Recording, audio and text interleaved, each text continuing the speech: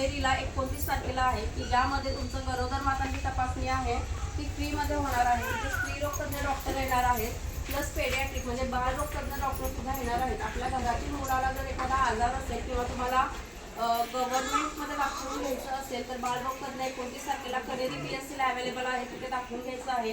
तसेच महिलांचे डोळ्यांची तपासणी होणार आहे, तिथे दातांची तपासणी होणार आहे, कॅन्सरची तपासणी होणार आहे. ठीक आहे, हे 29 तारखेच्या कॅम्पमध्ये मी तुम्हाला सांगितलेलं आहे. दुसरा मुद्दा एक आहे की ओबेसिटी. ओबेसिटीचं काय आहे तर आपण BMI म्हणतो, बॉडी मास इंडेक्स.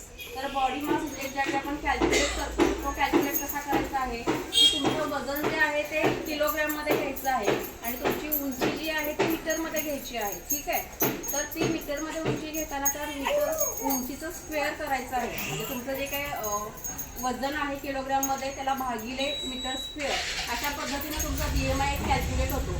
तो जो आकडा असतो तो बऱ्यापैकी किती असतो की 18.5 पासून ते अगदी 30 पर्यंत तो आकडा कॅल्क्युलेट होऊ शकतो. ज्यावेळी 18.5 किंवा त्याच्यापेक्षा कमी BMI तुमचा कॅल्क्युलेट होऊन येणार आहे त्यावेळी ते अंडरवेट म्हणतो. अंडरवेट म्हणजे काय तर कमी वजन आहे त्या स्त्रीचं किंवा त्या एखाद्या माणसाचं वजन कमी आहे.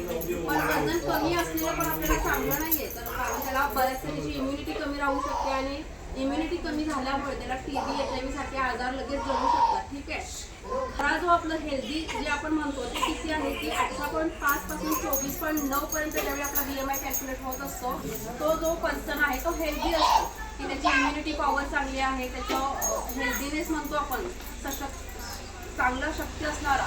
ठीक आहे, आणि जो BMI तुमचा 24.9 पासून अगदी 29.9 पर्यंत जातो तो ओव्हरवेट म्हणतो. थोडंसं जास्त वजन आहे आणि या BMI मध्ये सुद्धा तुम्हाला जास्त काही आजार जडणार नाहीये अशा पद्धतीचा, पण तो तुम्हाला ओबेसिटीकडे नेऊ शकतो, लठ्ठपणाकडे नेऊ शकतो.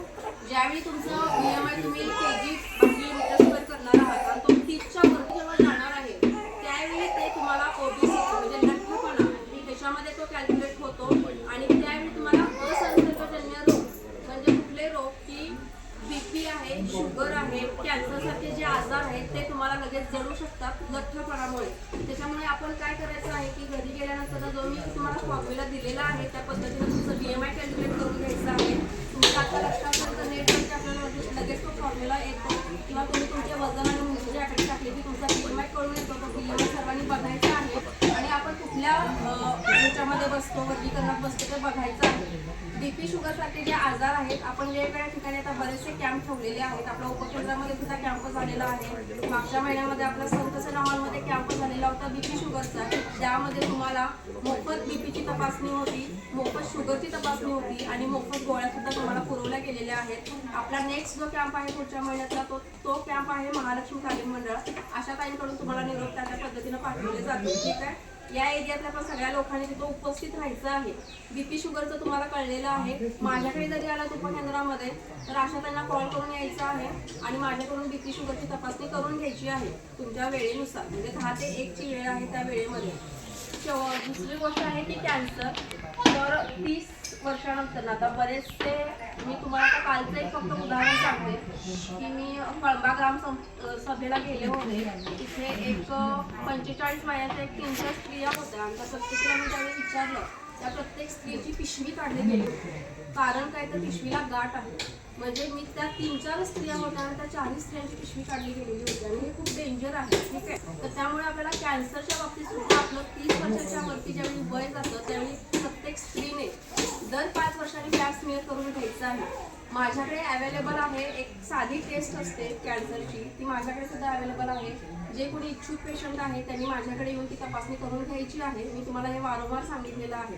किंवा आता 29 तारखेला आपले जे गायनेकोलॉजिस्ट स्त्रीरोग तज्ञ तिथे येणार आहेत त्यांच्याकडून सुद्धा तुम्ही 29 तारखेला तिथे तपासणी करून घेऊ शकता. त्या तपासणीसाठी तुम्हाला जास्त काही करायचं नाहीये.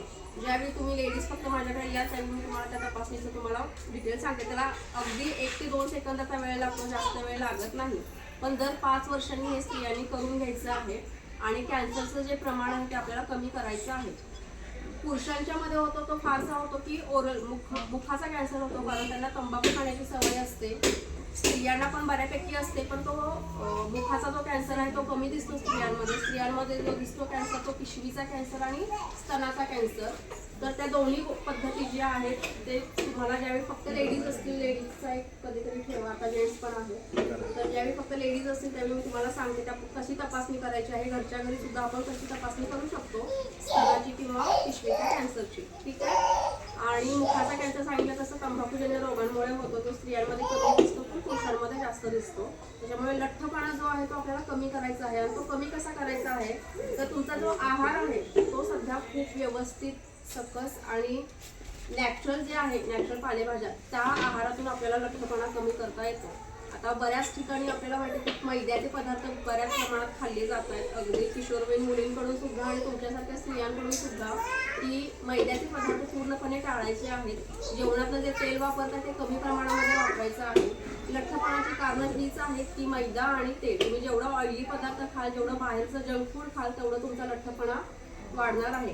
कार्बोहायड्रेट्स आणि फॅट जे आहेत, म्हणजे आपण कर्बोदक म्हणतो, आणि मैद्याचे पदार्थ ते कमी करून प्रोटीन आहार म्हणजे प्रथिनयुक्त आहार आपल्याला जास्तीत जास्त प्रमाणामध्ये घ्यायचा आहे.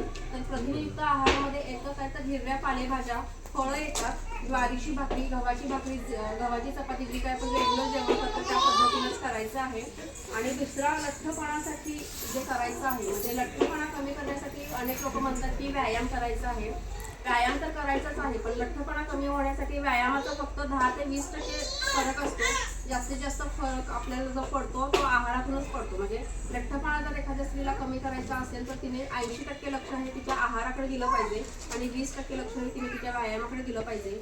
व्यायाम म्हणजे काय की तुम्हाला जिम जॉईन करा असं आम्ही सांगत नाही, पण रोज सकाळी उठून जर तुम्ही 1 तास घाम येईपर्यंत जरी चाललात कंटिन्यू 1 वर्षभर, तरी तुमचं वजन हे कमी व्हायला मदत होणार आहे, ठीक आहे. आणि आहार सांगितल्याप्रमाणे फक्त हिरव्या पालेभाज्या, फळं अशा पद्धतीचा जो सकस आहार म्हणतो त्या पद्धतीने घ्यायचा आहे. ओके, माझं झालेलं आहे.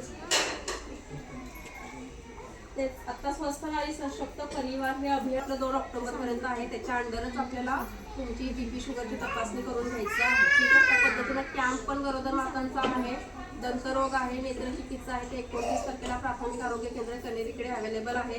पत्ता माहिती नसेल तर तुमच्या भागातल्या ज्या काही आशा वर्कर आहेत त्यांना विचारून घ्या आणि माझ्याकडे येऊन सुद्धा तुम्ही बीपी शुगरची तपासणी करून घेऊ शकता, ठीक आहे. सगळ्यांचे पहिल्यांदा स्वागत आहे. पोषण माह हा दरवर्षी साजरा केला जातो.